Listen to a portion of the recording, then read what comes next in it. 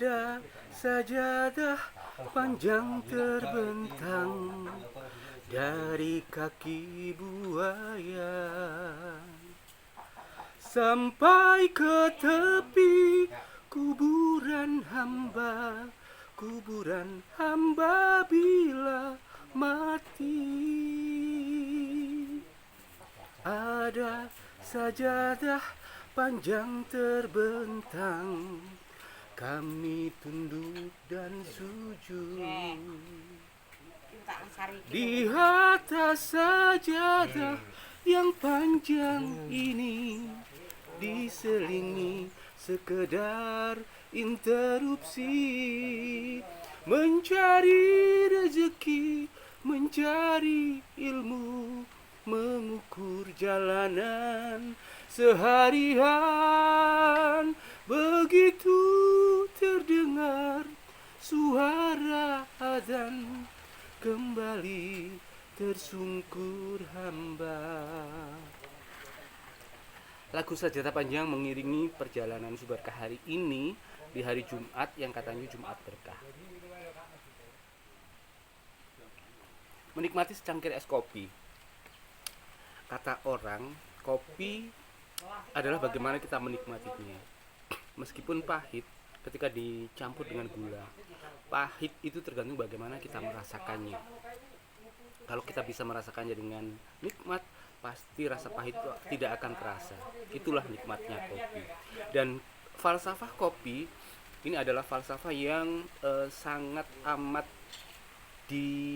sering didengung-dengungkan oleh para orang-orang bijak, bahwa ternyata falsafah kopi ini ketika kita katanya ini kalau kopi kita kurang kental, jalan kita kurang jauh, atau teman kita kurang banyak, otomatis itu akan mengimbas kepada pikiran-pikiran kita. Tetapi maknanya memang sangat amat dalam. Katanya kalau jalan kita sudah jauh, itu berarti kita sudah jauh melangkah. Melangkah kemana? Ke perjalanan hidup yang pasti melalui banyak liku-liku, melalui banyak jalan terjal, banyak onak dan duri.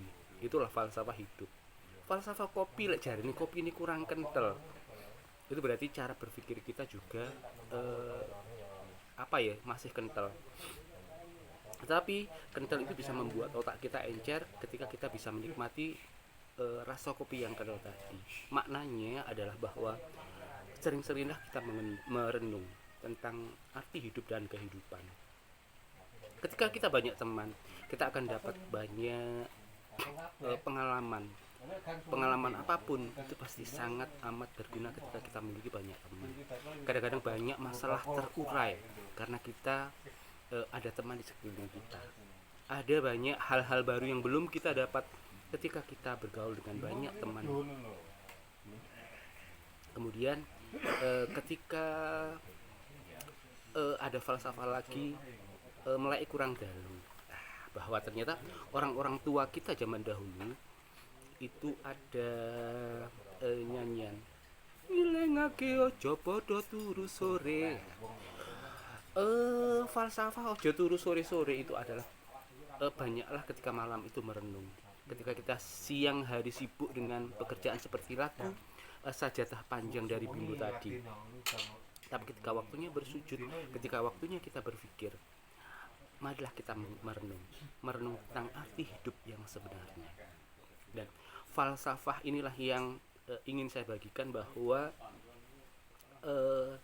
ketika orang pernah jaya, ketika orang pernah tampan pada masanya, ketika orang pernah kuat pada masanya, ketika orang pernah hebat, dikatakan hebat oleh banyak orang, tapi satu hal, semuanya akan sirna.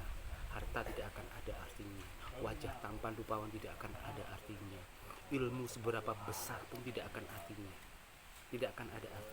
Ketika apa? Ketika kita sakit. Banyak orang yang belum mengetahui bahwa sakit itu adalah bagaimana kita menyikapi. Memang banyak orang yang berpikir bahwa sakit bisa menggugurkan dosa. Tapi dosa yang seperti apa? dosa ketika kita sabar menghadapi sakit tersebut. Tetapi ada banyak hal yang ingin saya bagikan di sini, bahwa ternyata untuk menolak bala sakit tersebut itu sebenarnya sangat amat mudah.